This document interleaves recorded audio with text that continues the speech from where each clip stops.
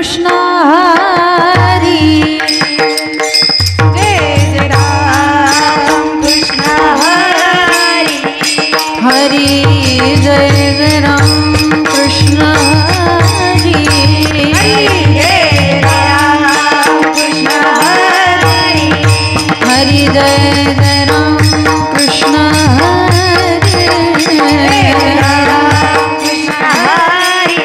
हरि जय जय राम कृष्ण हरे हरि जय जय राम कृष्ण हरे हरि जय जय राम कृष्ण हरे हरि जय जय राम कृष्ण हरि हरि जय जय राम कृष्ण हरि जय जय राम कृष्ण हरि जय जय राम कृष्ण हरि जय जय राम कृष्ण हरि जय जय राम कृष्ण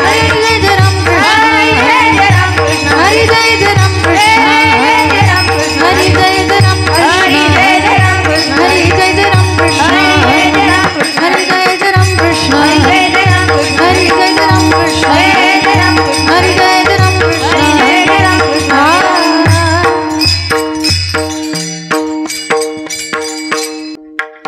रूप पाहता लोचनी लोचनी रूप पाहता लोचनी लोचनी पाहता लोचनी लोचनी पाहता लोचनी लोचनी रूप पाहता लोचनी लोचनी रूप पाहता लोचनी लोचनी रूप पाहता लोचनी लोचनी रूप पाहता लोचनी सुख झाले हो साजनी साजनी सुख झाले हो साजनी साजनी तो हा विठ्ठल बरवा बरवा तो हा विठ्ठल बरवा झाले हो साजनी साजनी सुख झाले हो साजनी साजनी तो विठ्ठल बरवा बरवा तो विठ्ठल बरवा तो हा माधव बरवा बरवा तो हा माधव बरवा बरवा तो हा विठ्ठल बरवा बरवा तो हा विठ्ठल बरवा माधव बरवा बरवा तो माधव बरवा बरवा तो विठ्ठल बरवा बरवा तो विठ्ठल बरवा बहुत सुकृताची जोडी सुकृताची जोडी बहुत सुकृताची जोडी सुकृताची जोडी म्हणून विठ्ठली आवडी आवडी म्हणून विठ्ठली आवडी आवडी तो हा विठ्ठल बरवा बरवा तो हा माधव बरवा म्हणून विठ्ठली आवडी आवडी म्हणून विठ्ठली आवडी आवडी विठ्ठल बरवा बरवा विठ्ठल बरवा सर्व सुखाचे आगर सर्व सुखाचे आगर बाप रखुमा देवीवर रखुमा देवीवर देवीवर तो हा विठ्ठल बरवा बरवा तो हा माधव बरवा बाप रखुमा देवीवर देवीवर बाप रखुमा देवीवर देवीवर तो विठ्ठल बरवा बरवा तो विठ्ठल बरवा तो हा माधव बरवा बरवा तो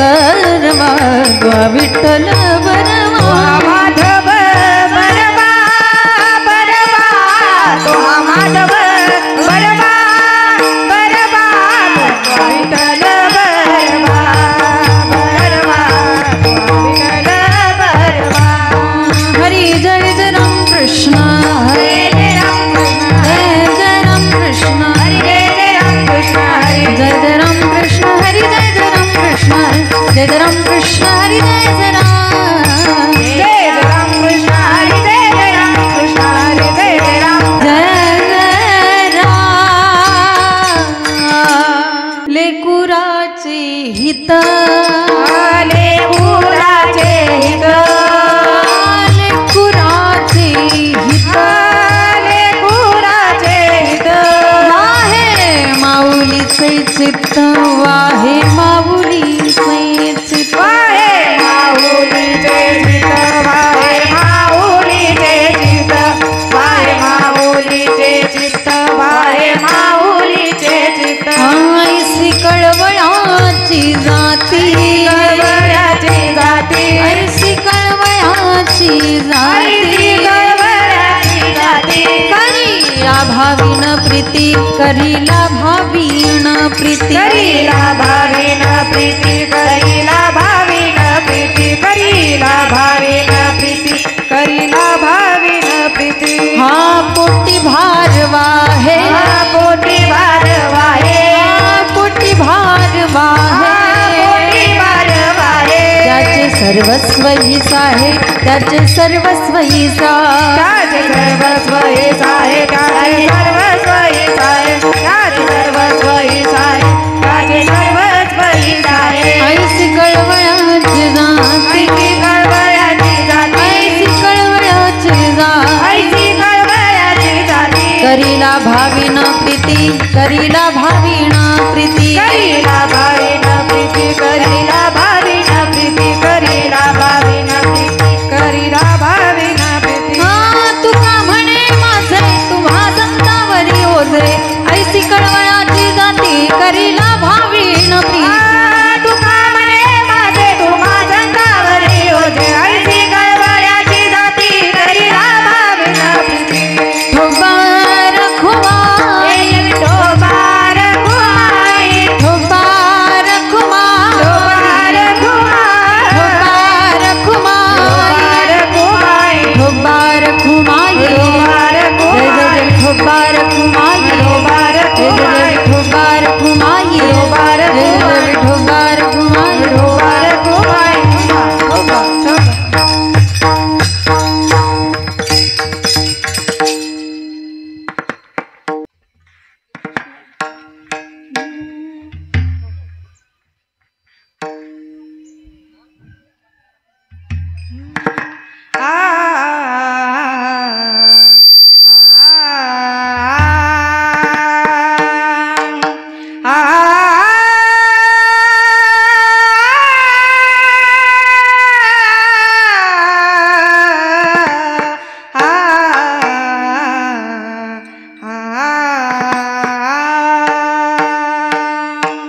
लेकुराचे हित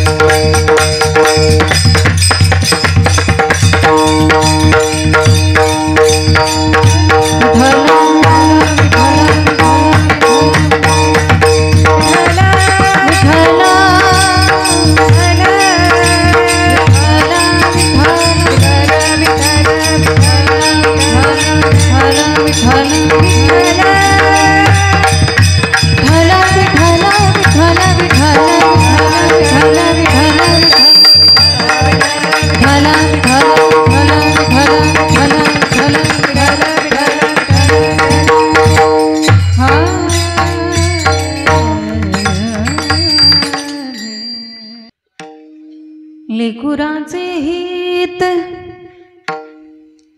वाहे माऊलीचे चित्त ऐसी कळवळाची जाती करी लाभावीण प्रीती पोटी भार वाहे त्याचे सर्वस्व ही साहे ऐसी कळवळाची जाती करी लाभावीण प्रीती तुका म्हणे माझे तुम्हा संतावरी ओझे ऐसी कळवळाची जाती करी लाभावीण प्रीती महायोग पीठे तटे भीमरथ्या वरं पुंडलिकाय दातुं मुनीन्द्र समागत्य तिष्ठं तमानन्दकन्दं परब्रह्मलिंगं भजे पाण्डुरङ्गं पाण्डुरङ्ग करो प्रथम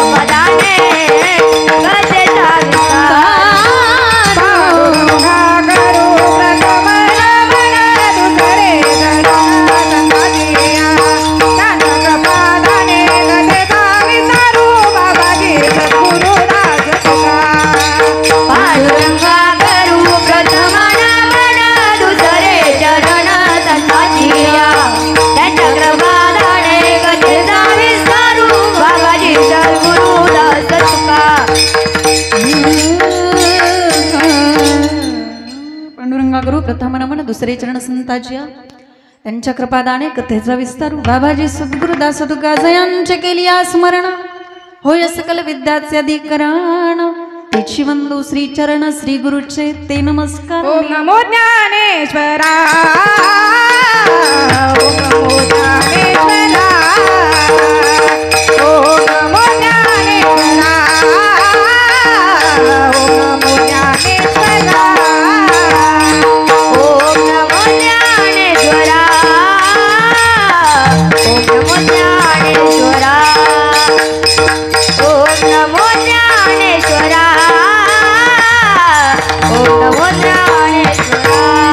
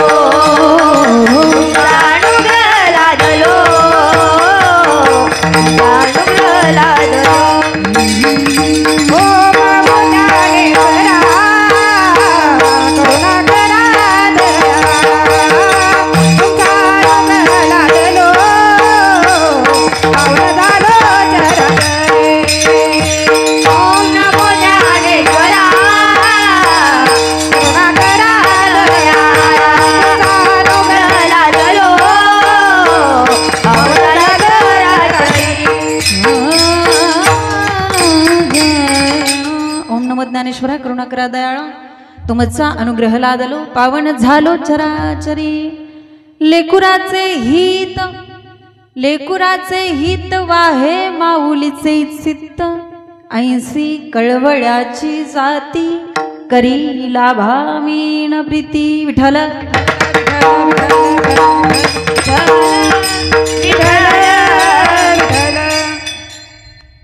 प्रस्तुत प्राप्त प्रसंगी प्राप्त स्थळी कीर्तन रूपी सेवेकरता घेतलेला अभंग वारकरी संप्रदायाच्या कलशस्थानी विराजमान असणारे जगद्गुरु जगद्वंदनीय श्रीमंत श्री तुकोबाराय यांचा सर्वांच्या परिचयाचा आणि संतांना मातृत्वाची उपमा देणारा उत्कृष्ट असा सर्वांच्या परिचयाचा अतिशय गोड आणि सुंदर असा अभंग आज या ठिकाणी सेवेसाठी मी निवडलेला आहे। अभंगावरती बोलण्यापूर्वी थोडासा परिहार देणं वक्त्याचं आद्य कर्तव्य आहे आणि आज या ठिकाणी ज्या निमित्ताने आपण सर्वजण उपस्थित झालेला आहात, आज या ठिकाणी ज्यांचं प्रथम वर्ष श्राद्ध आहे ते या ननवरे परिवारातील असणारे मातोश्री कैलासवासी सौभाग्यवती छायाताई हनुमंत ननवरे या ताईंच्या आजच्या या प्रथम वर्ष श्राद्धाच्या निमित्ताने आजची ही कीर्तन रूपी सेवा या ठिकाणी ज्यांच्या माध्यमातून मला मिळाली ते आमचे अतिशय जवळचे आमचे स्नेहाचे असणारे आमच्या राऊतताई आणि आमचे आबा यांच्या माध्यमातून खरं तर या ठिकाणी येण्याचा योग आला आणि आज खऱ्या अर्थाने या ताईंच्या या प्रथम वर्ष श्राद्धाच्या निमित्तातून आज या परिवाराने सुंदर असा एक दिवसीय नाम महोत्सव सोहळा या ठिकाणी नियोजित केला, त्याबद्दल या परिवाराचं सुद्धा करावं तेवढं कौतुक कमी आहे। आणि आज जाण्याचं वय नव्हतं तरीही अपघातातून आज या मातेचं निधन झालं आणि 1 वर्ष आज पूर्ण झालेलं आहे। आपण म्हणतो ना की जेवढं आयुष्य असतं ना तेवढंच माणसाला जगावं लागतं, फक्त काही गोष्टी निमित्त असतात। लक्षात घ्या, एखादा आजार होणं अपघात घडणं हे फक्त एक निमित्त आहे, पण त्या दिवशी माणसाचं मरण हे निश्चितपणे ठरलेलं आहे, कारण नियतीच्या पुढं कोणाचं चालत नाही। आले देवाजीच्या म्हणा तेथे कोणाचे चालेना। जिथं मरण आपलं लिहिलेलं आहे, ज्या दिवशी लिहिलेलं आहे, ज्या वेळेला लिहिलेलं आहे त्या दिवशी त्या वेळेला आपल्याला कोणत्या ना कोणत्या निमित्तातून जावंच लागतं। आजार अपघात हे फक्त एक निमित्त आहे आणि म्हणून खऱ्या अर्थाने या प्रसंगाला अनुसरून हा अभंग सेवेसाठी घेतला। आज त्यांची मुलं आहेत आणि या मुलांच्या डोक्यावरून त्यांचं मायेचं छत्र हरपलेलं आहे। आज ही मुलं पोरकी झालेली आहेत। या जगामध्ये खरं प्रेम करणारं एक नातं ते फक्त आईचं नातं असतं आणि ही आईच जर का एकदा मुलांच्या आयुष्यातून गेली तर ती मुलं खऱ्या अर्थाने मायेला त्या प्रेमाला मुकल्याशिवाय राहत नाहीत। म्हणून आज मी हा अभंग सेवेसाठी घेतला की आईचं आपल्या मुलावरती प्रेम जे आहे ते किती आहे हे तुकोबारायांनी शब्दातून आपल्याला मांडण्याचा प्रयत्न केलेला आहे, पण मी माझ्या शब्दामध्ये तुकोबारायांच्या शब्दातलं चिंतन तुमच्या समोर मी मांडणार आहे। फक्त लक्ष देऊ नये का, आपल्याकडे आता वेळ कमी राहिलेला आहे आणि या थोड्या वेळेमध्ये आपल्याला 4 चरणाचा अभंग सोडवायचा आहे। या अभंगातून फक्त आईचं वर्णन केलेलं आहे। मी आज तुम्हाला फक्त आई सांगणार आहे, लक्षात घ्या, कारण आज एक आई आपल्यातून निघून गेलेली आहे। फक्त आईचं वर्णन या अभंगातून जगद्गुरु तुकोबाराय करतात। जगद्गुरु तुकोबारायांनी या अभंगामध्ये संतत्वाला मातृत्वाची उपमा दिलेली आहे। तसा जर आपण विचार केला तर मातृत्व हे खूप छोटं आहे आणि संतत्व हे खूप मोठं आहे। संतत्वाला मातृत्वाची उपमा शोभत नाही, कारण संतत्व काय महान आहे आणि मातृत्व हे खूप लहान आहे। पण तरी पण संतत्वाला मातृत्वाची उपमा का, याचं कारण असं आहे, या जगाच्या पाठीवर मातृत्व एवढा दृष्टांत पण कोणता नाही। या जगाच्या पाठीवर आईसारखं प्रेम करणारं दुसरं कोणतंच नातं नाही, म्हणून संतत्वाला मातृत्वाची उपमा दिलेली आहे। तसं संतत्व हे खूप मोठं आहे। अणुरेणू या थोकडा तुका आकाशा एवढा, आणि तरी पण मातृत्वाची उपमा, याचं कारण आई जीवनामध्ये आपल्या मुलावरती जे प्रेम करते जगात तेवढं प्रेम कोणीच करू शकत नाही. म्हणून सगळ्यात श्रेष्ठ नातं म्हणजे आई वडिलाचं नातं आहे. सबसे बडी है माँ पगले, सबसे बड़ी है माँ पगले, माँ से बढ़कर कोई नहीं रे, माँ से बढ़कर कोई नहीं रे, देती है दुआ पगले, सबसे बड़ी है माँ, सबसे बड़ी है माँ पगले, सबसे बड़ी है माँ. जगातलं सगळ्यात मोठं नातं आई वडिलाचं नातं आहे. आणि म्हणून जगद्गुरु तुकोबाराय म्हणतात की आई नेमकं आपल्या लेकरासाठी करते काय? लेकुराचे हित वाहे माऊलीचे चित्त, ऐसी कळवळाची जाती करी लाभाविन प्रीती. आज आपण या आईच्या वर्षश्राद्धाच्या दिवशी आज त्यांची मुलं असतील, आज जाईने जन्म दिला ना त्या आईच्या उपकारातून कधीच कुणाला उतराई होता येत नाही. आजचं हे वर्षश्राद्ध म्हणजे त्या माईबापाच्या उपकारातून उतराई होण्यासाठी केलेला एक थोडासा प्रयत्न आहे, एक छोटासा प्रयत्न आहे. लक्षात घ्या, त्या माईबापांचे उपकार कधीच फिटत नाही. अगदी त्यांच्या चरणावरती आपलं मस्तक ठेवून आपण आपला प्राण जरी सोडला तरी त्यांचे उपकार कधी आपल्याला फेडता येत नाहीत. आणि मला असं वाटतं की ज्यांना आईबाप कळाले ना त्यांना देव कळाला, पण ज्यांना आईबापच कळत नाहीत त्यांना देव कळणं कठीण आहे. तुम्हाला वाटत असेल की देव आपल्याला प्रसन्न व्हावा, तुम्ही अगोदर तुमच्या आई वडिलांना प्रसन्न करा, देव आपोआप प्रसन्न होईल तुम्हाला. पुंडलिकाने काय केलं? अगोदर आई वडिलांची सेवा केली. पुंडलिके काय केले? परब्रह्म उभे केले. कदाचित देव प्रसन्न झाल्यानंतर गेलेले माईबाप पुन्हा मिळतीलच का नाही याच्यात कुठेतरी शंका आहे. पण ज्यांना आई वडिलांना प्रसन्न करता येतं त्यांना देव आपोआप प्रसन्न होतो, हा इतिहास आहे. म्हणून माईबाप जिवंतपणे जपले पाहिजेत. एकदा आई वडील आपल्याला जीवनातून कधी जातील हे सांगता येत नाही. लक्षात घ्या, एकदा का तुमचे माईबाप या मातीआड निघून गेले ना, कितीही आई आई करा, कितीही बाबा बाबा करा, मातीआड गेलेले माईबाप तुम्हाला नंतर या डोळ्यांनी पाहायला सुद्धा मिळणार नाहीत. ते पाहायला मिळतील ते फक्त फोटोमध्ये. म्हणून माझी विनंती असेल प्रत्येकाला, जिवंतपणेच माईबापांना जपा. आणि आई वडिलांना जपण्यासाठी असं काही ते तुमच्याकडे 2 लाख रुपये मागत नाहीत. फक्त दिवसातून त्यांना 2 प्रेमाचे नापुलकीचे शब्द बोला. आई तू बरी का? आईचं पोट भरतं. काही काही लोक माझ्याकडे येतात, मला म्हणतात ताई आम्ही एकदा तरी आमच्या आईच्या आमच्या वडिलांच्या गळ्यात पडून त्यांना सांगायला पाहिजे होतं की आमचं त्यांच्यावरती किती प्रेम आहे. अरे मग का नाही सांगितलं? अहो आम्हाला काय माहिती इतक्या लवकर जातील, इतक्या लवकर त्यांचा मृत्यू होईल. म्हणून विनंती असेल प्रत्येकाला, मायबाप जिवंत आहेत तोपर्यंतच त्यांना जपा, त्यांची काळजी घ्या. आईबाप गेल्यानंतर रडून काहीही फायदा नाही. नाहीतर जित्या नाही अण्णन मेल्यावरती पिंडदान अशी भरपूर लोक आहेत.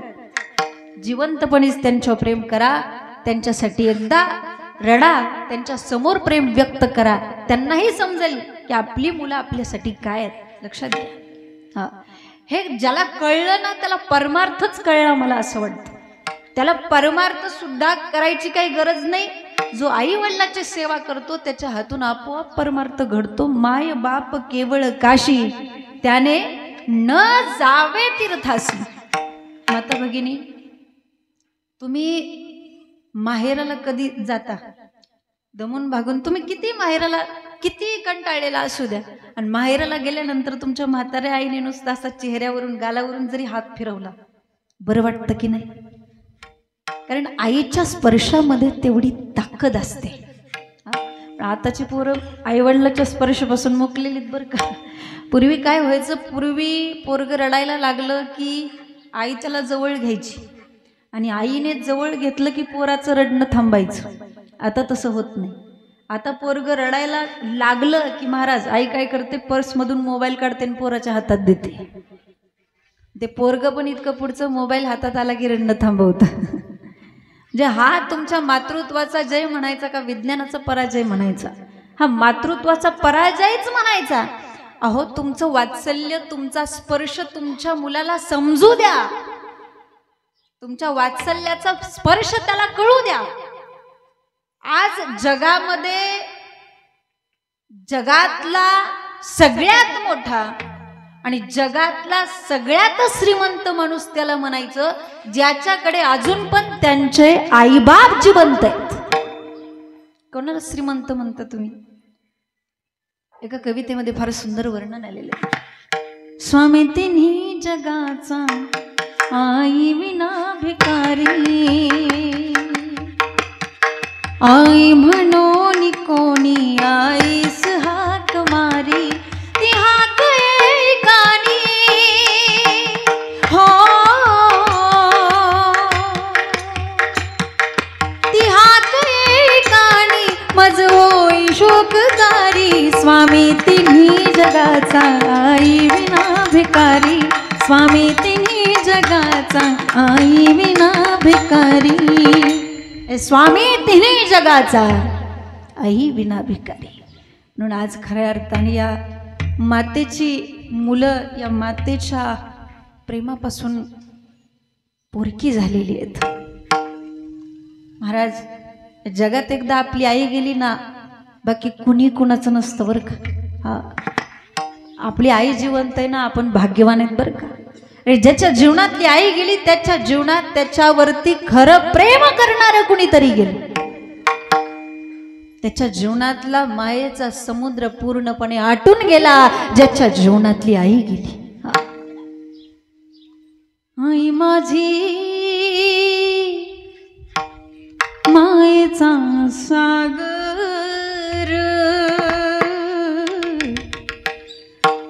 दिला तिने जीवना आकार.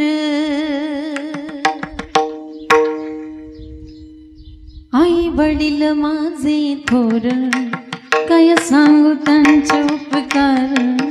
जीवनाच्या वाटेवरती किती असतो त्यांचा आधार. आई माझी मायेचा सागर, दिला तिने जीवना आकार. हो हो हो हो हा हा हो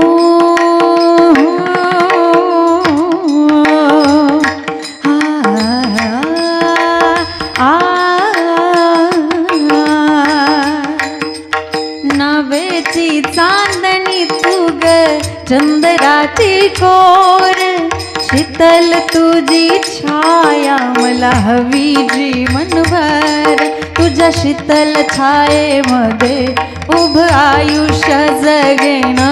आई देवा पाशी मी ग, आई तुलाच ग मागेन. आई माझी मायेचा सागर, दिला तिने जीवनाकार.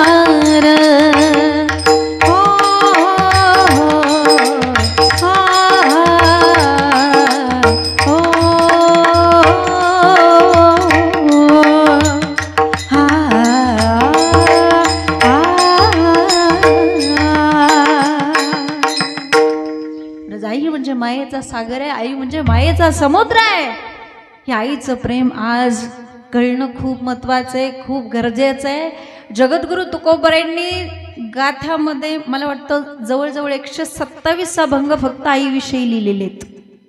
आणि त्यातली त्यात हा सगळ्यात प्रसिद्ध अभंग, सगळ्यांच्या परिचयाचा अभंग सेवेसाठी घेतलेला आहे. लेकुराचे हित वाहे माऊलीचे चित्त, ऐसी कळवळाची जाती गरीला भावीण प्रीती. आज आईवडिलावरती प्रेम न करता लोक संपत्तीवरती जास्त प्रेम करतात. सौंदर्यासाठी वाटेल ते करतात लोक, संपत्तीसाठी वाटेल ते. अरे सत्तेसाठी आपण वाटेल तसं करता, तसं वागता. पण आईवडिलावरती आपलं प्रेम त्या पद्धतीचं नाही जेवढं तुमचं बाकीच्या गोष्टींवर आहे.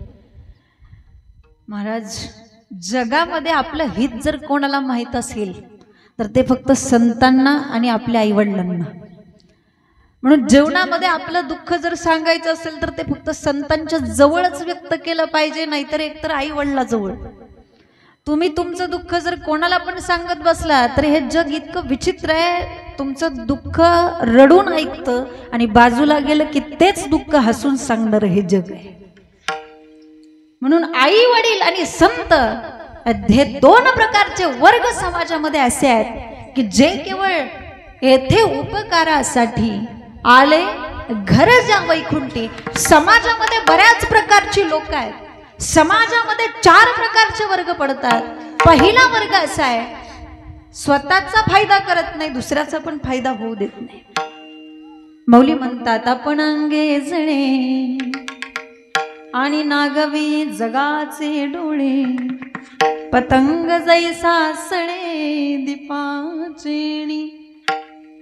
म्हणजे ही लोक कशी असतात माहिती का?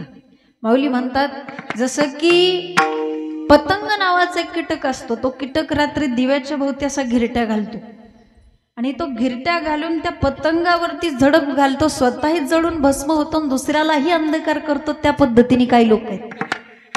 स्वतःचा पण फायदा करत नाहीत, दुसऱ्याचा पण फायदा होऊ देत नाहीत. एक अधिकारी असतो भाजी मंडईत, भाजी घेण्यासाठी जातो आणि एका त्या भाजीवाल्या बाईला विचारतो किती रुपये किलो वांगी? बाईने सांगितलं फक्त 5 रुपये किलो. असं म्हटल्यानंतर त्याने हातातलं वांग रागाने खाली टाकलं आणि म्हटलं इतके महाग तुम्हाला काहीच कसं वाटत नाही, मनाला वाटेल तसे भाव लावता. त्या मावशी म्हटल्या हो तुम्ही असं गोंधळ करू नका, जर तुम्ही असं गोंधळ केला तर माझी वांगी कुणीही घेणार नाही. त्यावेळेस तो म्हटलं मावशी त्याची काय काळजी करू नका, वांग्याला माझा हात लागलाय, या पठ्ठ्याचा हात लागलाय आणि ज्या ठिकाणी या पठ्ठ्याचा हात लागतो त्या ठिकाणी काहीच शिल्लक राहत नाही म्हटलं. मावशी म्हटली अगं बाई एवढी काय तुमच्या हातामध्ये जादू? त्याने सांगितलं मावशी याच हाताने मी माझी 100 एकर जमीन घालवली, तिथं तुमच्या एवढीशा वांग्याची काही किंमत. म्हणजे स्वतःचाही फायदा करत नाही, दुसऱ्याचाही फायदा होऊ देत नाही. समाजामध्ये दुसरा वर्ग असा आहे जो स्वतःच्या स्वार्थासाठी दुसऱ्याचं नुकसान झालं तरी चालेल. माऊली म्हणतात तैसे मने वाचा काय भलतया दुःख देत जाय, स्वार्थ साधिता न पाय पराचे हित. स्वतःच्या स्वार्थासाठी दुसऱ्याचं नुकसान झालं तरी चालेल असे पण काही काही लोक आहेत. म्हणजे तुझी दाढी जळाली तरी चालेल पण माझी बिडी पेटली पाहिजे अशी लोक आहेत. तिसरा वर्ग समाजामध्ये असा आहे जो स्वतःचाही फायदा करतो, दुसऱ्याचाही फायदा करतो. असे काही लोक पण आहेत जे स्वतःचंही हित करतात, दुसऱ्याचंही हित करतात. जसं की गंगा ही प्रवाह रूपाने वाहत असते बाबा, आणि वाहत असताना तिच्यामध्ये अनेक लोक स्नान करतात, पवित्र होतात. काठावरच्या वृक्षांना ती पाणी पुरवठा करते. स्वार्थ फक्त एकच आहे की समुद्राला जाऊन मिळायचे. स्वतःचाही फायदा आणि दुसऱ्याचाही फायदा. सूर्य उगवतो आणि मावळतो हा झाला त्याचा स्वार्थ, पण संपूर्ण जगाला तो काय देतोय? प्रकाश देतोय. हा परार्थ आहे. पण समाजामध्ये फक्त एकच वर्ग असा आहे जो केवळ दुसऱ्याच्या फायद्यासाठीच या ठिकाणी येतो आणि तो वर्ग आहे संताचा. आम्ही वैकुंठवासी आलो याचे कारणासी, आम्ही वैकुंठवासी आलो याचे कारणासी, वैकुंठवासी आलो त्याची कारणासी, आलो त्याची कारणासी, आलो त्याची कारणासी. बोलिले जय ऋषी साच भावे वर्ताया, साच भावे वर्ताया, झड संताचे मार्ग आडराणी भरले जग, आडराणी भरले जग, आडराणी भरले जग. बोलिले जय ऋषी साच भावे वर्ताया, साच भावे वर्ताया, झाड संताचे मार्ग आडराणी भरले जग, झाड संताचे मार्ग आड. आम्ही वैकुंठवासी आलो याची कारणासी, बोलिले जे ऋषी साच भावे वर्ताया. म्हणजे केवळ दुसऱ्याच्या हितासाठी आम्ही वैकुंठावरून आलो, येथे उपकारासाठी किंवा उजळावया आलो वाटा. जगाच्या कल्याणात संताच्या असे भरपूर प्रमाणात म्हणजे समाजामध्ये एक वर्ग फक्त संतांचा आणि आईचा. संतांनी आपल्याला आपलं हित सांगितलं, बाबांनो तुम्ही तुमचं हित केलं पाहिजे. हित ते करावे देवाचे चिंतन. कोणतं हित केलं पाहिजे? देवाचं चिंतन केलं पाहिजे. पण ते कसं? करोनिया मन शुद्ध भावे किंवा एकविध. पण देवाचं चिंतन केलं तर काय होतं? घेताना विठोबाचे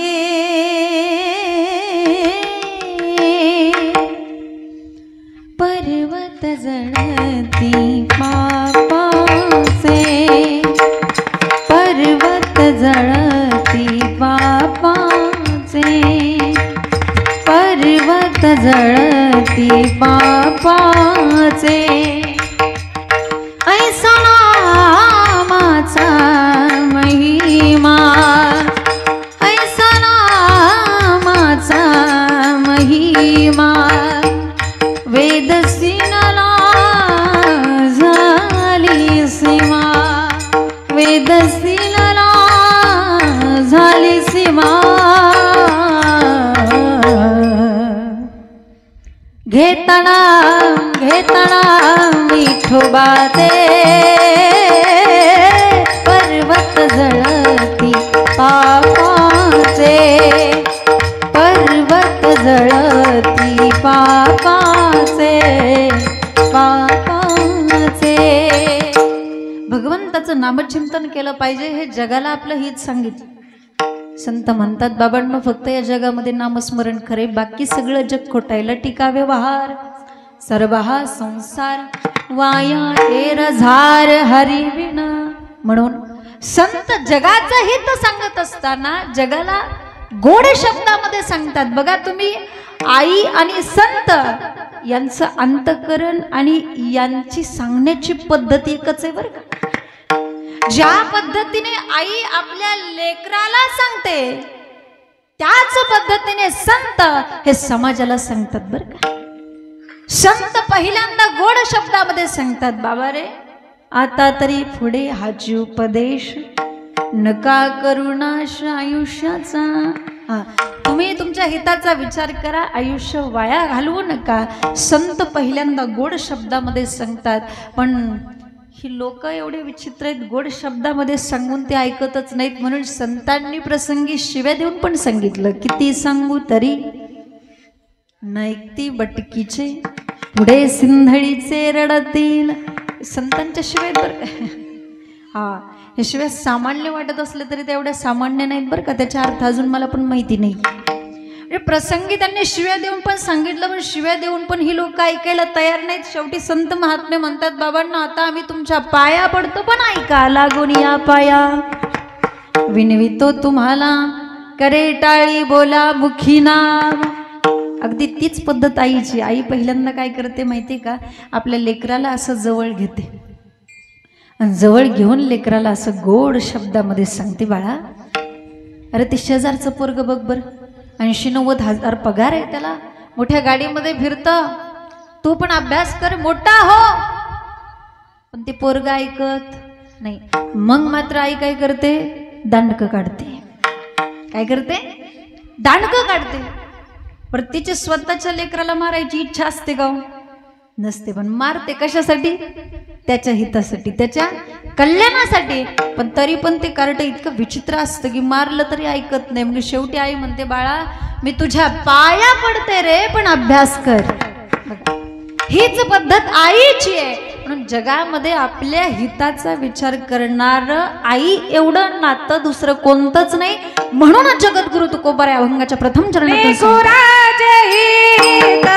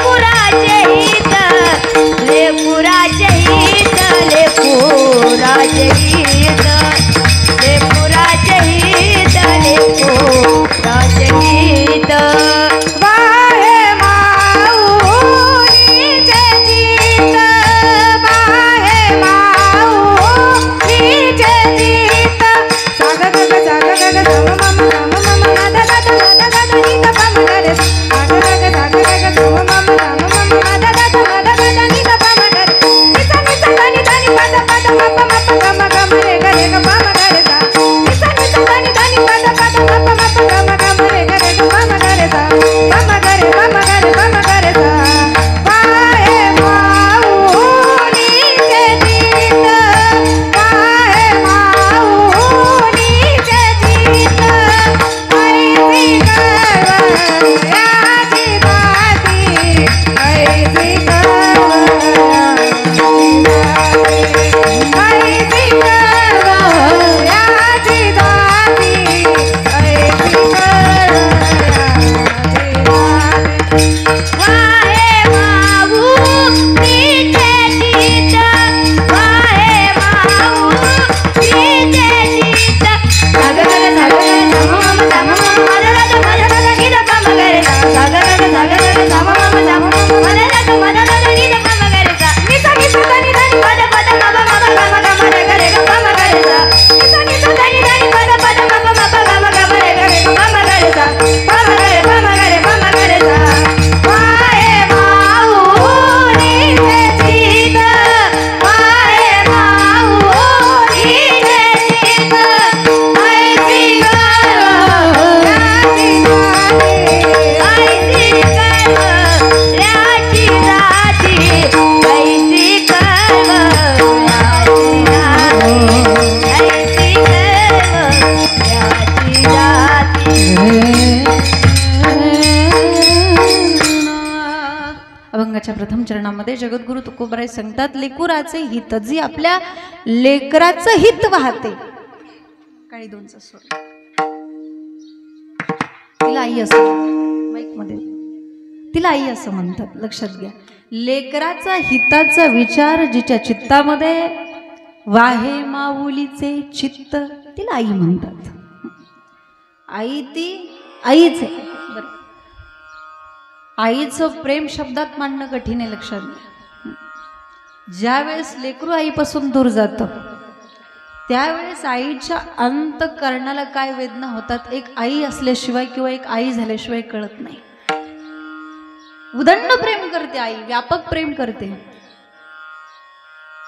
आणि ती तिच्या जीवनामध्ये काही सहन करू शकते बरं का आई तिच्या जीवनामध्ये किती टोकाचं दुःख सहन करू शकते फक्त ती एक दुःख सहन करू शकत नाही कोणतं दुःख ते दुःख म्हणजे तिच्या आधी तिच्या पुत्राचं जाणं बस तिच्या आधी तिचा मुलगा जाणं ती सहन करू शकत नाही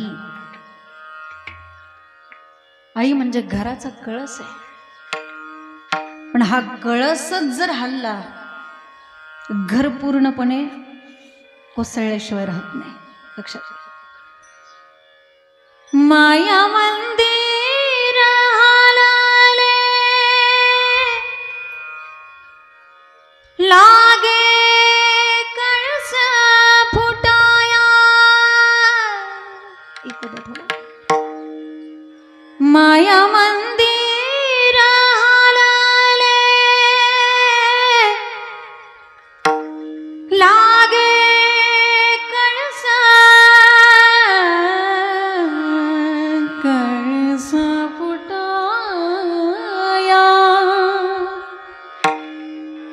माया मंदिर हालाले लागे कळस फुटाया आज घायाळ पक्षीनी जाई पिलाना भेटाया आज घायाळ पक्षीणी जाई पिलाना भेटाया मायेचा कळस, माया प्रेमाचा कळस म्हणजे आई. आई जीवनामध्ये उदंड व्यापक प्रेम आपल्या लेकरावरती करते. म्हणून तर ना 9 महिने 9 दिवस पूर्ण झाल्यानंतर ज्या वेळेस तिची बाळंतपणाची वेळ जवळ आलेली असते, अखेर अनंत यातना वेदना त्या आईला होत असतात आणि तिला ज्यावेळेस दवाखान्यामध्ये नेलं जातं, दवाखान्यामध्ये नेल्यानंतर ते डॉक्टर पळत पळतच त्या आईच्या त्या होणाऱ्या बाळाच्या बापाकडे येतात, त्या बाईच्या नवऱ्याकडे येतात आणि तिला सांगतात, हे बघा परिस्थिती अत्यंत कठीण आहे, बाळाच्या गळ्याला नाड्याचे वेडे पडलेले आहेत, एक तर तुमचं बाळ जगू शकतं, अन्यथा तुमची बायको, तुम्हाला काय हवंय? बापाने लगेच पेपरावरती सही केली आणि सांगितलं, डॉक्टर साहेब पोरगं मेलं तरी चालेल पण बायको पाहिजे. हे बापाचं वृत्त आहे बरं का. पण ज्या वेळेस ते डॉक्टर त्या आईकडे येतात, होणाऱ्या बाळाच्या आईकडे, जिला अनंत यातना वेदना होत असतात, आणि आल्यानंतर ते डॉक्टर त्या आईला विचारतात, त्या बाळाच्या आईला विचारतात, अहो परिस्थिती कठीण आहे, एकतर तुम्ही जगू शकता नाहीतर तुमचं बाळ, तुम्हाला काय हवंय? तेवढ्या त्रासामध्ये सुद्धा आईने सांगावं, डॉक्टर साहेब मी मेले तरी चालेल पण माझं बाळ जगलं पाहिजे, डॉक्टर साहेब माझं बाळ जगलं पाहिजे. का? ती सहन करू शकत नाही तिच्या आधी तिचा पुत्र जाणं, नाही सहन करू शकत, कोणतीच आई नाही सहन करू शकत. म्हणून आई ती आईच आहे. आई जेवढं आपल्या लेकरावरती प्रेम करू शकते तेवढं कोणीच नाही. एखादं लहान लेकरू असू द्या,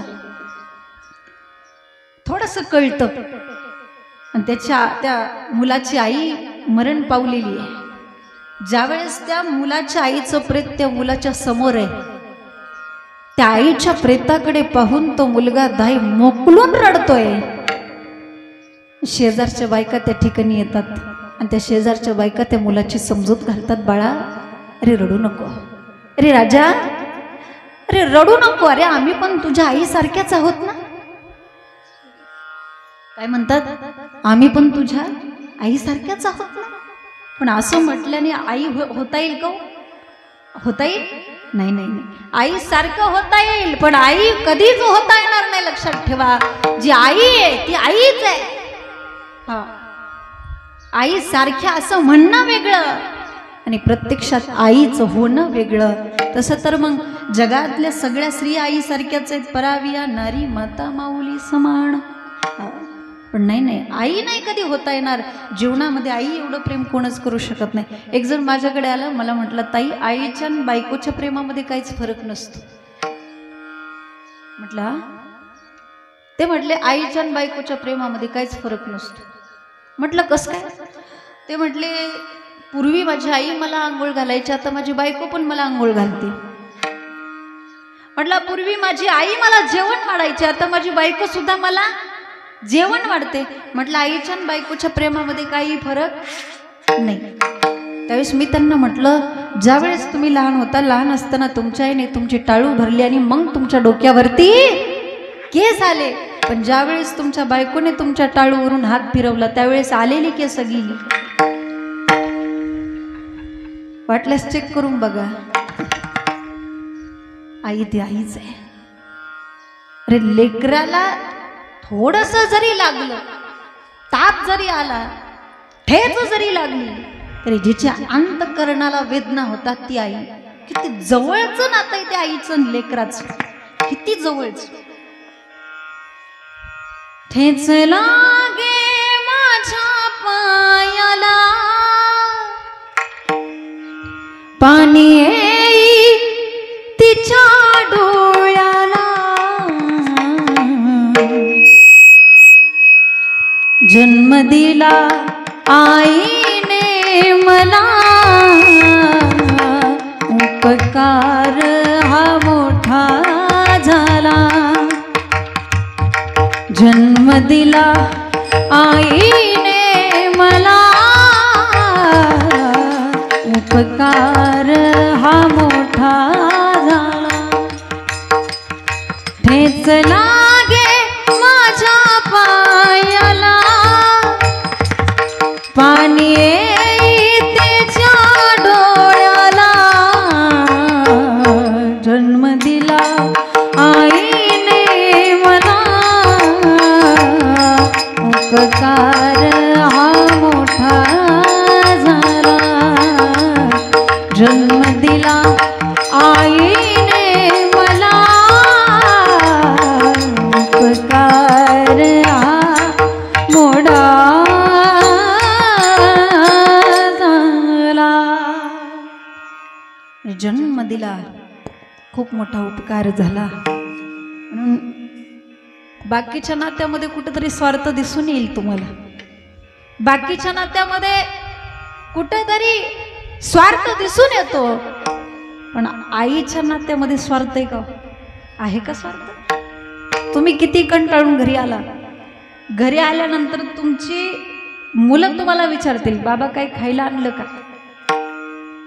तुमची पत्नी तुम्हाला विचारेल आज कुठं गेलता किती रुपये कमावले पण तुमची आई मात्र तुम्हाला एकच वाक्य विचारते बाळा तू जेवलास का तू जेवलास का असं विचारणारी फक्त आई जिच्या प्रेमामध्ये कोणताही लोभ नाही कोणती अपेक्षा नाही कोणताही स्वार्थ नाही ती फक्त आई आहे म्हणून निरपेक्ष प्रेम करणारं नातं असल्यामुळे जगद्गुरु तुकोबराय भंगाच्या द्वितीय चरणातून सांगतात कळवळ्याची जाती जाती ऐसी कळवळ्याची जाती जाती ऐसी कळवळ्याची जाती जाती ऐसी कळवळ्याची जाती जाती ऐसी कळवळ्याची जाती जाती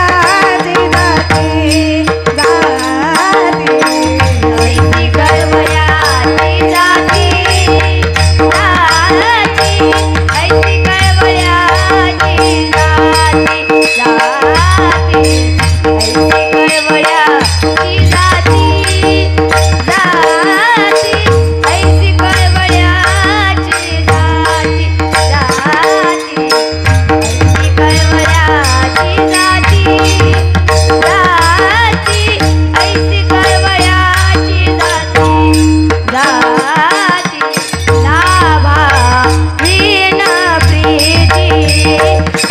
लाभा वीण प्रीती हरी लाभा वीण प्रीती हरी लाभा वीण प्रीती हरी लाभा वीण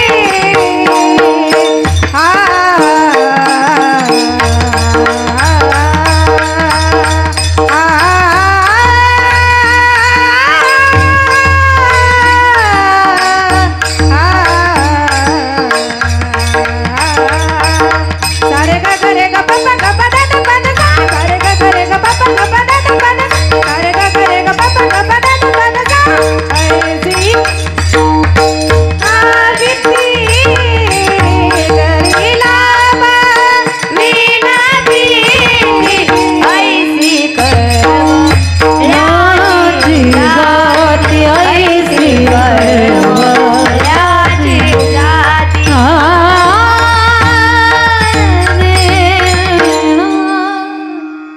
ऐसी कळवळ्याची जाती करी लाभावी न प्रीती निरपेक्ष प्रेम करणारी लोभाशिवाय प्रेम करणारी जगामध्ये फक्त आई असते अपेक्षा फक्त एकच असते की माझ्या लेकरांनी खूप मोठं व्हावं अधिकारी बनावं उच्च पदावरती जावं बस प्रत्येक आईची एवढीच अपेक्षा असते बाकी कोणतीच अपेक्षा त्यांच्या आपल्या लेकराकडून नसते म्हणून या जगामध्ये फक्त एवढंच एक नातं ऐसी कळवळ्याची जाती करी लाभावी न प्रीती प्रेम करायचं असेल तर आई वडिलावरती करा प्रेम करायचं असेल तर भगवंतावरती करा अलीकडे लोक कोणावर पण प्रेम करतात पण लक्षात घ्या त्या प्रेमात तुम्हाला धोक्याशिवाय दुसरं काही मिळत नाही आई वडिलावरती प्रेम करा भगवंतावरती प्रेम करा जीवनाचं सार्थक झाल्याशिवाय राहत नाही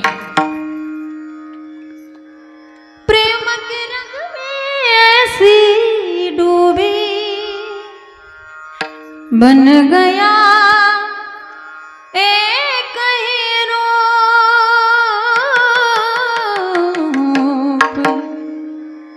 बन गया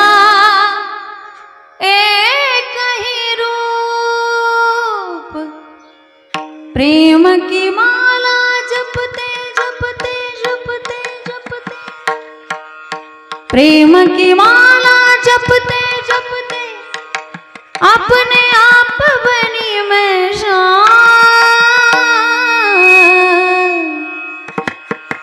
सांसों की माला पे,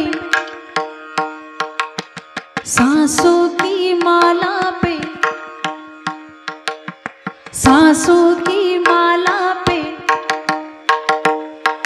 सांसों की माला पे पधदम पप गम मरे सनि। सांसों की माला पे सारे गरे गरे गम गम म। सांसों की माला पे पधदम पप गम मरे सनि। सांसों की माला पे गगरे सनि सद सनि सा। सांसों की माला पे गगरे सनि सद नि सनि सा। सांसों की माला पे सिमरू में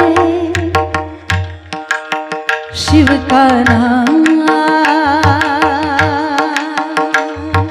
सांसों की माला पे सिमरू मैं शिव का नाम। सांसों की माला पे सिमरू मैं शिव का नाम। अरे भगवंतावरती प्रेम असं करा, त्या प्रेमामध्ये पूर्णपणे जर तुम्ही डुंबून गेला तर तो भगवंत तुम्हाला प्राप्त झाल्याशिवाय राहत नाही. म्हणून प्रेम करायचं असेल तर आईवडिलावरती करा, प्रेम करायचं असेल तर भगवंतावरती करा. कारण आईवडील आपल्यावरती प्रेम करतात, भगवंत आपल्यावरती प्रेम करतो की नाही. पण त्याचं आपल्यावरती प्रेम आहे, 1000 पटीने प्रेम आहे. भगवंताने आपल्याला ही इंद्रिय दिली, याची किंमत लाखामध्ये कोटीमध्ये होते. मग प्रेम असल्याशिवाय भगवंताने आपल्याला हे शरीर दिलं का? दिलं का? नाही. लक्षात घ्या. दिले इंद्रियात पाय का, डोळे मुख बोलाया वचन, तिने तू जोडसी नारायण. नस जीव पण रोग, दिले इंद्रियात पाय का, डोळे मुख बोलाया वचन. भगवंतावरती प्रेम केलं पाहिजे. आई वडील आपल्यावरती प्रेम करतात, आई वडील आपल्यावरती प्रेम करतात. हा शब्दप्रयोग मी का केला? कारण आपलं त्यांच्यावरती नसलं तरी ते आपल्यावरती प्रेम करतात. तुम्ही त्यांचा किती रागराग करा, तुम्ही त्यांचा किती तिरस्कार करा, आई वडील तुमचा कधी तिरस्कार करत नाहीत. करतात का? आई वडील तुमचा कधीच रागराग करत नाही. लक्षात घ्या. म्हणून ऐसी कळवळ्याची जाते. जगामध्ये एकच, एवढंच एक श्रेष्ठ नातं आहे, एवढंच एक मोठं नातं आहे. म्हणून हे आपण जाणून घेतलं पाहिजे, हे आपण लक्षात घेतलं पाहिजे की जगात खरं आपलं कोण आहे, आपल्यासाठी कुणी काय केलेलं आहे, आपल्यासाठी खरं कोण आहे, हे जर कळलं तर जीवनाचा अर्थ कळल्याशिवाय राहत नाही. ज्याला आपलं कळालं, ज्याला खरं नातं कळालं, ज्याला खरं प्रेम कळालं, त्याला जीवन कळालं असं म्हणायला काय हरकत नाही. जगद्गुरु तुकोबारायांनी सांगितलं, आई जीवनामध्ये किती प्रेम करते. एक तुम्हाला महाभारतातला प्रसंग तुमच्या समोर मांडेल. अभिमन्यूचं प्रेत रणांगणावरती पडलेलं आहे आणि सुभद्रेने पाहिलं अभिमन्यूचं प्रेत, पळतच गेली, धरलं त्याला आपल्या मांडीवरती घेतलं, आपल्या साडीच्या पदराने त्याचा चेहरा पुसते, त्याच्या अंगामध्ये शरीरामध्ये रुतलेली दगड काढते, रडते. रडत असताना मात्र ती आपल्या मुलाचं गुणगान गाते. माझ्या अभिमन्यू सारखा मुलगाच नाही, माझ्या मुलासारखा मुलगाच नाही, आता मला माझा अभिमन्यू या डोळ्याने नंतर पाहायला मिळणार नाही. मुलाचं गुणगान गाते, रडते. अर्जुनाला म्हणते, अहो बघा ना आपलं बाळ, आपल्या बाळाला वीर मरण आलं. रडत असताना भगवान श्रीकृष्ण त्या ठिकाणी येतात. आता अशा वेळेला त्याला यावंच लागतं. निर्वाणी गोविंद असे मागे पुढे काहीच साकडे पडवणी दे. भगवान श्रीकृष्ण त्या ठिकाणी आले. आल्यानंतर सुभद्रा मातेने भगवान श्रीकृष्णाकडे पाहिलं. भगवान श्रीकृष्ण म्हणजे सुभद्रेचे सख्खे भाऊ आहेत आणि सुभद्रा ही भगवान श्रीकृष्णाची सखी बहीण आहे. भावाकडे पाहिलं आणि आणखी रडू फुटलं, कृष्णा मला माझा अभिमन्यू पाहिजे, माझा अभिमन्यू कुठे आहे, मला माझा अभिमन्यू दे ना कृष्णा. वेड्यासारखी रडतीये. तेव्हा भगवान श्रीकृष्ण सुभद्रा मातेची समजूत घालतायत. अगं सुभद्रे, अगं रडू नकोस, अगं तुला माहितीये का तू कोण आहेस? अगं तुला माहितीये तू कोण आहेस? तुझ्या डोळ्यामध्ये पाणी शोभत नाही. सुभद्रे रडू नको, डोळ्यातलं पाणी पुस. सुभद्रेने विचारलं, देवा मी कोण आहे? तेव्हा भगवान श्रीकृष्णाने सांगायला सुरुवात केली, अगं सुभद्रे, पंडू राजासारख्या महान पराक्रमी राजाची तू सून आहेस. म्हटली बर. अगं एवढंच नाही सुभद्रे, हस्तिनापुराची होणारी तू राणी आहेस. म्हटली बर. अगं एवढंच नाही, अर्जुनासारख्या धनुर्धार्याची तू पत्नी आहेस सुभद्रे. म्हटली बर. अगं एवढंच नाही सुभद्रे, कर्तुम अकर्तुम अन्यथा कर्तुम शक्ती ज्याच्याकडे आहे अशा अखिल कोट ब्रह्मांड नायक भगवान श्रीकृष्ण परमात्म्याची तू सख्खी बहीण आहेस. तुझ्या डोळ्यात पाणी शोभत नाही, डोळ्यातलं पाणी पुस. सुभद्रेला थोडस हसू आलं, पण पुन्हा प्रेताकडे पाहिलं आणि रडू फुटलं. सुभद्रा भगवान श्रीकृष्णाला म्हणायला लागली, देवा तुला काय वाटतं रे? तुला वाटतं का की मला नाती माहित नाहीत? तुला वाटतं का की नात्यांची मला ओळख नाही? अरे नाती पाठ आहेत माझी, मला नाती माहित आहेत. पण आता या क्षणी मी पंडू राजासारख्या महान पराक्रमी राजाचे सून म्हणून नाही रडत देवा. आता या क्षणी मी हस्तिनापुराची राणी म्हणून नाही रडत देवा. आता या क्षणी मी अर्जुनासारख्या धनुर्धार्याची पत्नी म्हणून नाही रडत देवा. आता या क्षणी मी अखिल कोट ब्रह्मांड नायक भगवान श्रीकृष्ण परमात्म्याची सख्खी बहीण म्हणून नाही रडत देवा. आता या क्षणी मी अभिमन्यूची माय म्हणून रडतीये देवा. कोण म्हणून रडतीये? अभिमन्यूची आई म्हणून रडतीये. अरे तुला या जन्मात नाही कळायचं रे आईचं प्रेम काय असतं. ज्या वेळेस तुला एखाद्या जन्मामध्ये तुझ्या लेकरापासून दूर जाण्याची वेळ येईल ना, अरे त्यावेळेस तुला कळेल आई काय असते. ऐसी कळवळ्याची जात करीला भाविन प्रीती. मग त्या आई नेमकं करते काय? आई काय करते हा प्रश्न विचारण्यासारखाच नाही. पण जसं उदाहरण जर द्यायचं झालं, जर समजा एखादा वाटसरू एखाद्या वाट्यावरून जात असेल आणि तो जर का तुम्हाला तुमच्या घरामध्ये जागा मागत असेल, अनोळखी माणूस आहे, अनोळखी माणसाला तुम्ही तुमच्या घरात जागा देता का? कुठे जागा देता? कुठेतरी एखाद्या पडवीमध्ये किंवा ओसरीमध्ये त्याला आपण जागा देतो. बरं, जगात येण्याच्या अगोदर आपण पण अनोळखीच आहे, पण ती आई आपल्याला स्वतःच्या पोटात जागा देते. जगद्गुरु तुकोबाराय अभंगाच्या पोटी भार बाहे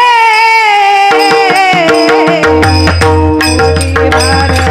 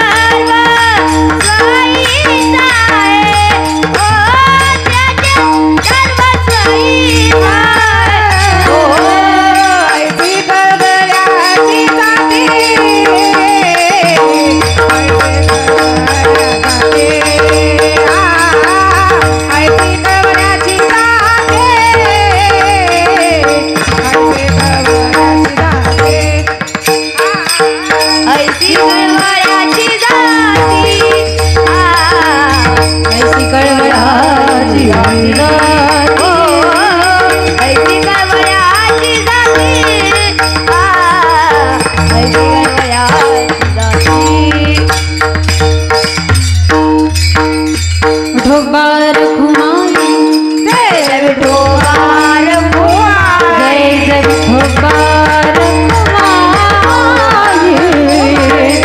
विठोबा रखुमाई विठोबा रखुमाई विठोबा रखुमाई विठोबा रखुमाई विठोबा रखुमाई विठोबा रखुमाई विठोबा रखुमाई विठोबा रखुमाई विठोबा रखुमाई विठोबा रखुमाई विठोबा रखुमाई विठोबा रखुमाई विठोबा रखुमाई विठोबा रखुमाई विठोबा रखुमाई हरि श्री ज्ञानदेव तुकार पंढरीनाथ भगवान की माऊली ज्ञानेश्वर महाराज की जय तुकाराम महाराज की जय ढोबा ढोबा ढोबा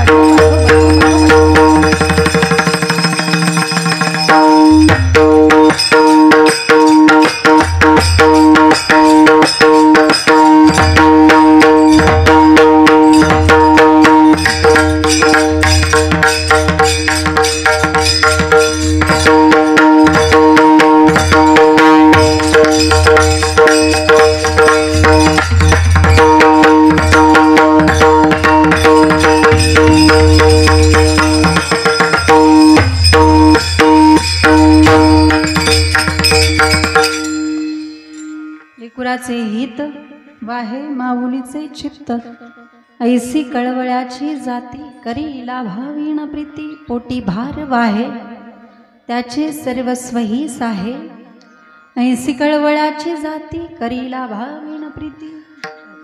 3 चरणाचा थोडक्यात भावार्थ आपण आता एक चरण राहिलं थोडक्यात 5-10 मिनिटांमध्ये आपण कार्यक्रम संपन्न करणार आहोत. फक्त लक्ष देऊन या ठिकाणी 5-10 मिनिटं शांतपणे ऐका.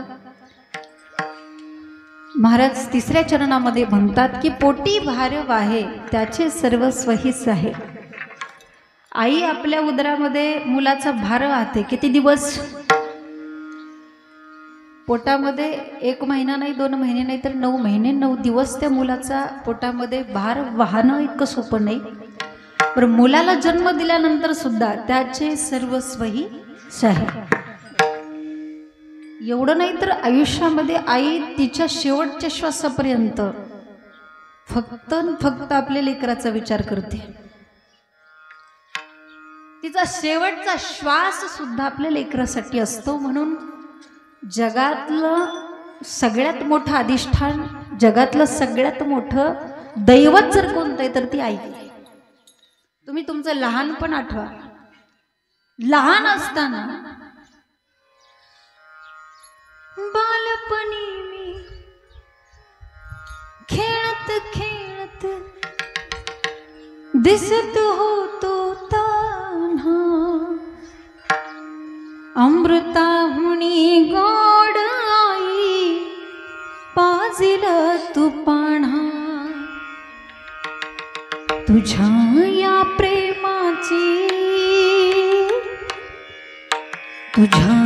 प्रेमाची कधी जाणीव झाली नाही. अनमोल जन्म दिला गई तुझे उपकार फिटणार नाही. अनमोल जन्म दिला गई तुझे उपकार फिटणार नाही.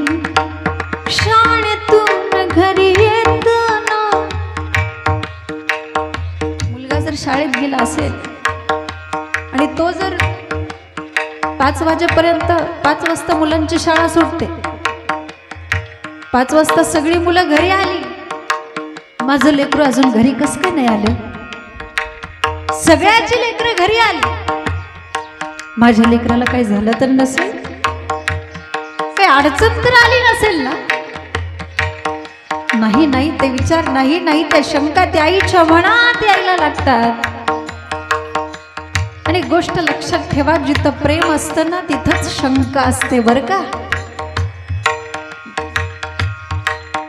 शंका घेतली की समजायचं प्रेम आहे.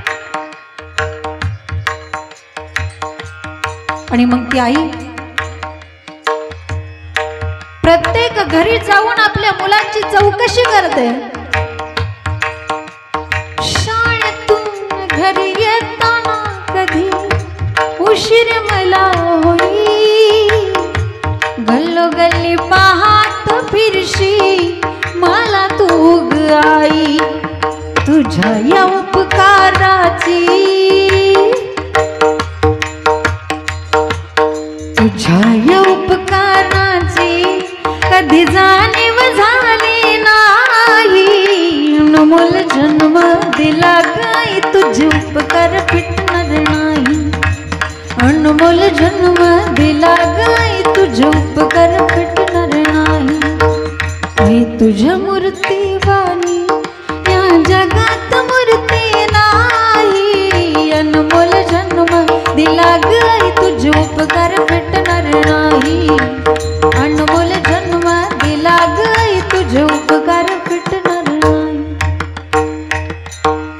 जगात सगळ्यात मोठा अधिष्ठान नाहीये, जगातला सगळ्यात मोठा अधिष्ठान बाप आहे. कधी तुम्हाला वाटत असेल की पंढरपूरला गेलं पाहिजे, पांडुरंगाचं दर्शन घेतलं पाहिजे, तुम्ही तुमच्या वडिलाचं दर्शन घ्या, पांडुरंगाचं दर्शन घेतलं समान आहे. तुम्हाला वाटत असेल पंढरपूरला गेलं पाहिजे, रुक्मिणीचं दर्शन झालं पाहिजे, आता तर होणारच नाही, पण झालं पाहिजे असं वाटत असेल तर तुमच्या आईचं तुम्ही दर्शन घ्या, रुक्मिणीचं दर्शन झाल्या समान आहे. तुम्हाला जर वाटत असेल तुळजापूरच्या देवीचं दर्शन घ्यावं तर तुम्ही तुमच्या बायकोचं दर्शन घ्या. सगळे देव घरीच आहेत, बाहेर जायची काहीच गरज नाही. बरोबर आहे. मी सांगितलं मगाशी सगळ्यात मोठं अधिष्ठान म्हणजे आई आहे. पण आज परिस्थिती अशी झाली की त्या माईबापाला मानत नाहीत लोक, त्या माईबापाला महत्व एवढं देत नाही. वर्षश्राद्ध झाला तर 2 मुलं असतील तर मोहरीपासून हिशोब घेणारी मुलं आहेत. माता पिता को कोई न माने, माता पिता को कोई न माने, औरत को बहुमान. आई रे बेईमान दुनिया, आई रे, आई रे बेईमान दुनिया, आई रे, आई रे बेईमान दुनिया, आई रे, आई रे बेईमान दुनिया, आई रे. कबीर महाराज सांगतात माता पिता को कोई ना माने, आई वडिलाचं कुणी ऐकत नाही, पण औरत को बहुमान, बायकोचं मात्र ऐकतात. सगळीच ऐकतात असं म्हणत नाही मी, पण सगळं ऐकतात. काय काहींची तर गाडी बायको पाठीमाग बसल्याशिवाय पिकअपच घेत नाही बा. महाराजांचं म्हणणं असं की तुम्ही तुमच्या आई वडिलांचं ऐकलं पाहिजे, पण तुम्ही तुमच्या आई वडिलांचं ऐकत असताना तुम्ही तुमच्या बायकोचं सुद्धा ऐकलं पाहिजे. ते असं नाही म्हणत की बायकोचं ऐकायचंच नाही, बायकोचं पण ऐकलं पाहिजे, पण बायकोचं काय ऐकायचं हे आपल्याला कळलं पाहिजे बरं का. बायको जर तुम्हाला म्हणत असेल तुमचे आईबाप घराच्या बाहेर काढा, जर तुम्ही तुमच्या आई वडिलांना घराच्या बाहेर नाही काढलं तर मी माहेरी जाईन, जर ती तुम्हाला असं म्हणत असेल ना तर तिला फक्त एवढंच सांगा, तुला माहेरी जायचंय ना तू खुशाल जा, मी दुसरी करीन. काय मी दुसरी करीन, पण माझ्या आईबापांना घराच्या बाहेर कधीच काढणार नाही म्हणा की काढणार नाही.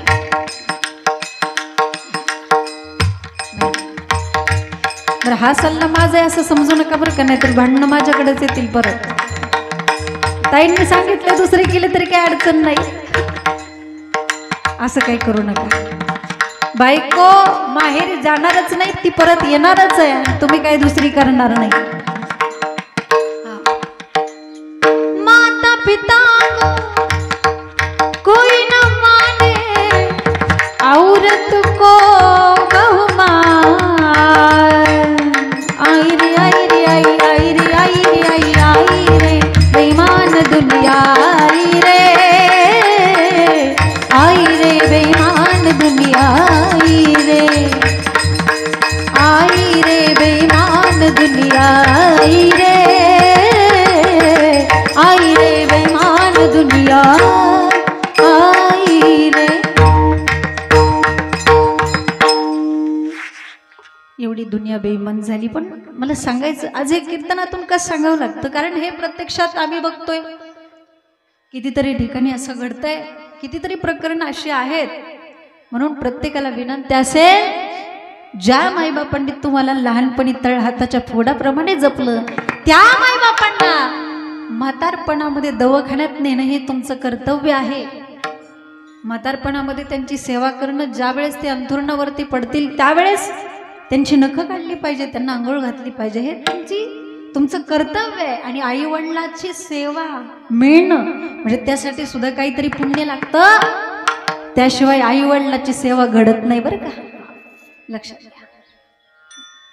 म्हणून ज्या आईने पोटी भार बाहे त्याचे सर्वस्व हीच आहे। आईच्या गर्भामध्ये असताना आईने घेतलेल्या प्रत्येक श्वासातलं श्वास ते गर्भातलं मूल घेतं, आईने खाल्लेल्या प्रत्येक घासातला घास ते गर्भातलं मूल खातं, आणि 9 महिने 9 दिवस पूर्ण झाल्यानंतर त्या बाळाचा जन्म होतो। बाळाचा जन्म झाल्यानंतर बाळ या जगामध्ये येतं। आजी काय करतो आपण, आता ते तुम्हाला जमतं बरं का, ते ह्यांना जमणार नाही। बाळाला आंघोळ कशी घालायची फक्त आजीलाच माहीत। मग आजी त्याला आंघोळ घालणार, आंघोळ घातली की त्याला एका कोरड्या बाळुत्यामध्ये गुंडाळणार, बरोबर। आणि कोरड्या बाळुत्यामध्ये गुंडाळून त्याला कुणाकडे दिलं जातं, त्याच्या आईकडे दिलं जातं। कशासाठी? मला सांगा, जेव्हा ते बाळ या जगामध्ये येतं त्यावेळेस त्या बाळाला या जगातलं कोणतं तरी अन्न चालतं का? चालतं का? गुलाबजाम चालतं का? नाही नाही। ज्या वेळेस त्या बाळाला या जगातलं कोणतंच अन्न चालत नाही त्यावेळेस ती आई त्या बाळाला स्वतःच्या उराशी कवटाळते आणि सर्वांगातलं दूध त्याला पाजते, आणि मग त्या बाळाचं पोट भरतं की। आणि बाळ लहानाचं मोठं होतं आईच्या दुधावर, बरोबर। 6 महिने त्या बाळाला आईच्या दुधाचं पोषण मिळतं। आईच्या दुधामध्ये एवढी ताकद आहे, आईच्या दुधामध्ये। आता ही बिल्डिंग उभी राहिलेली, ही बिल्डिंग उभी राहिलेली आहे, पण कशामुळे, कशावरती उभी राहिली? त्याच्यामध्ये स्टील आहे, बरोबर। तसे हे शरीर उभं राहिले म्हणजे याच्यामध्ये काय, स्टील म्हणजे हाड आहेत। ह्या हाडावरती ही बिल्डिंग उभी राहिलेली, पण ते हाडं, त्या हाडाला लहानपणामध्ये पोषण देण्याचं काम कोण करतं? आईचं दूध। आईचं दूध जर मिळालं तर ती हाडं मजबूत बनतात, शरीर मजबूत बनतं, काही ताकद असते आईच्या दुधामध्ये। माणूस जातो, माणूस मेल्यानंतर कोणताही माणूस त्याचं सगळं काही नष्ट होतं, काहीच राहत नाही। त्याला अग्नी दिल्यानंतर काहीच राहत नाही, काय राहतं? फक्त हाडं राहतात। का हाडं का राहतात? कारण तो अग्नी देव सुद्धा आईच्या दुधाला नमस्कार करतो। मी सगळं जाळू शकतो पण आईच्या दुधाला जाळू शकत नाही, आईच्या दुधाला जाळू शकत नाही, एवढी ताकद आईच्या दुधामध्ये। मला इथं आलेल्या प्रत्येकाला एक प्रश्न विचारायचा आहे, अरे तुम्ही तुमच्या आईला किती करोडो रुपये दिल्यानंतर तुमच्या आईने पाजलेल्या दुधाची किंमत होईल? किती करोडो रुपये दिल्यानंतर? प्रश्न आहे माझा तुम्हाला। असे अनंत अनंत करोडो रुपये जरी दिले तरी आईने पाजलेल्या दुधाची किंमत कधीच होणार नाही। म्हणून त्या दुधाचे उपकार तरी आपण ठेवले पाहिजेत, त्या दुधाचे उपकार तरी विसरू नका। आज या घरामध्ये या मुलांना विचारा, आईचं प्रेम काय असतं? जाता जाता एकदा त्यांना विचारा, दादा खरंच आई गेल्यानंतर तुमच्यावर प्रेम करणार कोण आहे? ते तुम्हाला सांगतील, आता माझी आई गेली, तुमची आई आहे, निदान तुम्ही भाग्यवान आहात, तुम्ही तुमच्या आईचं महत्त्व जाणून घ्या, आईची सेवा करा. आज माझी आई गेली म्हणून मला आईचं महत्त्व कळतंय. आज तुमची आई आहे, तुमच्या आईला तुम्ही जपा. एवढंच तुम्हाला दादा सांगते. आज कीर्तनातून फक्त एवढंच लक्षात घ्यायचंय, त्या आईच्या दुधाचे उपकार तरी आपण ठेवले पाहिजेत. तू विसरू नको लडीवाळा, आईचा लळा जिवाळा. तू विसरू नको लडीवाळा, आईचा लळा जिवाळा. उपकार दुधाचे वाळा, उपकार दुधाचे वाळा. तू विसरू नको लडीवाळा. आ आ आ आ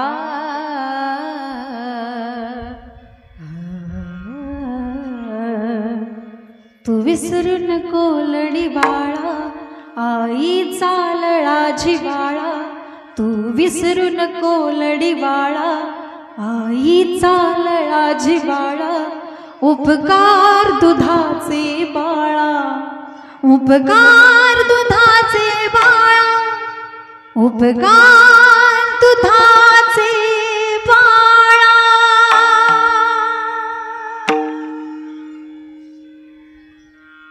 त्या आईच्या दुधाचे उपकार जीवनामध्ये मला असं वाटतं की कोणत्याच जन्मामध्ये तुम्हाला फेडता येणार नाहीत.